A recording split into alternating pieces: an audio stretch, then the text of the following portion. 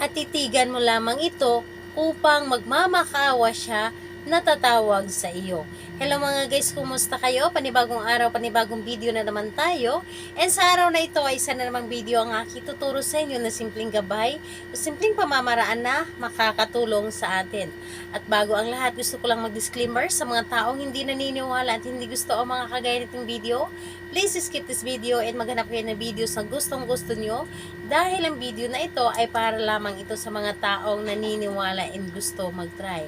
Sa lahat po ng mga nag-comment dito sa aking video, mag-ingat po sa lahat ng mga nagre-reply sa inyo na dinadala kayo sa WhatsApp at sa kanilang Imo app upang makaiwas po tayo sa scam at hindi po masayang ang ating mga pera.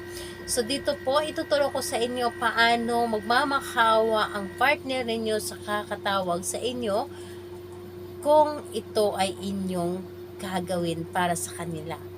Ito ay pwedeng gawin sa parehas ang kasarian, babae ito babae and lalaki ito lalaki. Siyempre naman sa babae at lalaki na mag-partner. And ayun po, the best mo itong gawin kapag ito ay yung taong hindi na nagpaparamdam sa inyo. The best mo itong gawin kapag yung taong sobra mong mahal na mahal, and pwedeng pwede rin itong gawin kahit na kayo ay mag-ex na. Yes po, kung ang inyong ex ay hanggang ngayon ay sobrang mahal na mahal mo pa at hanggang ngayon ay para bang hindi mo kakayanin na mawala siya sa buhay mo at gusto mo na magbalikan kayo, gusto mo na makipagbalikan siya sa inyo, pwedeng pwede mo itong gawin. Yes po, pwedeng pwede po dahil ito po ay isa sa napakasimple ngunit napaka-epektibo nito kapag ito ay inyong ginawa. Sigurado yung ex ninyo ay magugulat na lamang kayo na ito ay bigla na lamang tatawag sa inyo or gagamit ito ng ibang number para tawagan kayo at magmamakaawa ito sa inyo na makipagbalikan ito sa inyo. And syempre hindi lamang ito sa ex kundi para na rin ito sa mga magkarelasyon hanggang ngayon at kailangan na gawin natin ito ng maayos. So, dito po ay ang kailangan lamang natin dito na ihanda kapag gumawa tayo ng isang ritual or gagawin natin ito, kailangan lamang natin dito ihanda yung ating cellphone. Ang ating cellphone po na dapat po ay naglalaman ito ng kanyang larawan dapat. Naglalaman ito ng kanyang larawan o di kaya'y maghanda kayo ng larawan niya na photocopy. So, pwede rin yung ID size, basta ang importante, mukha niya po ang nandoon. So, pwedeng ID size, pwedeng photocopy, pwedeng printed, or pwede rin dito sa iyong cellphone. Kung kayo ay magka-LDR at never pa kayong nagkita ng personal. So, pwede mo po itong gawin sa kanya. So, or pwede mo po itong gamitin.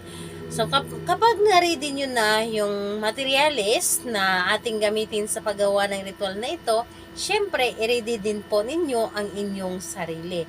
I-ready natin ang ating sarili. Lagi ko po itong sinasabi sa inyo na kapag gagawa tayo ng isang ritual, dapat po ay alam po natin sa ating sarili na gustong-gusto natin itong gawin. Alam po natin sa ating sarili na ito ay makakatulong sa atin at buo po dapat ang ating paniniwala at lubos tayong nagtiwala sa ating mga ginagawa.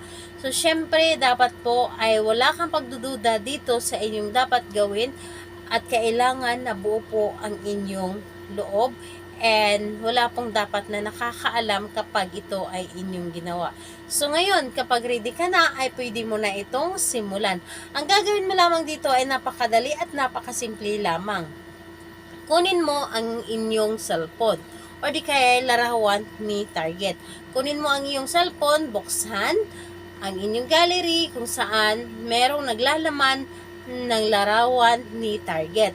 So, larawan ng inyong karelasyon ngayon or larawan ng inyong ex na. Depende po sa inyo kung ano or sino ang inyong gawan. Pwedeng karelasyon, pwedeng inyong ex. So, ngayon, ang gagawin mo lamang dito, titigan mo lamang ang kanyang larawan. Titigan mo ang kanyang larawan na may buong pagmamahal. Titigan mo ang kanyang larawan na dapat po positive yung nasa isip mo. Dapat po ay mga good vibes yung mga iniisip ninyo kapag ito ay inyong tinitigan ang kanyang larawan. So ngayon, kapag natitigan nyo na ang kanyang larawan, halikan mo lamang ito. Halikan mo lamang ng 3 beses. Yung halik na yung feel mo, yung pagkahalik na para bang siya yung hinalikan mo ng personal. Yun po ang dapat mong gawin. Tapos, sabihin po ninyo dito ang kanyang pangalan at apelyido at sabihin mo na magmamakaawa ka na makipagbalikan or magmamakaawa ka na tatawag sa akin. Yun lang po ang inyong sasabihin. Again po, titigan, tapos halikan at sambihin na magmamakaawa kang tatawag sa akin. At kung may gusto pa kayong sabihin, gusto pa ninyong dagdagan yung dapat ninyong sabihin, pwede po, wala pong problema. Basta't nanggagaling ito sa inyong puso at positive po ang inyong mga sinasabi, yun po ang inyong gagawin. So, ayun po, kailan ito pwedeng gawin? Gawin ito sa araw or sa kahit anong araw or sa kahit anong oras, pwede nyo po itong gawin.